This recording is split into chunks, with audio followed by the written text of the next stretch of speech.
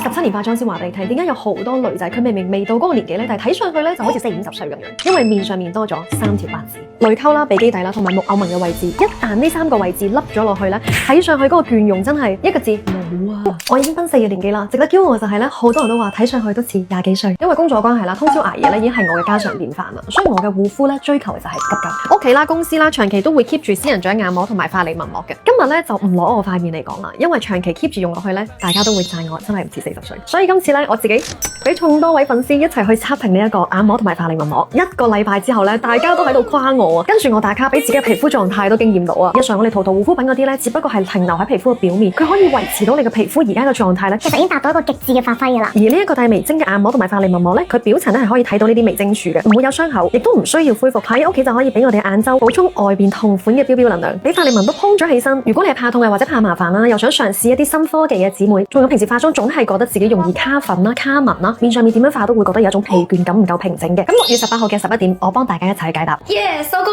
記得要點讚哦！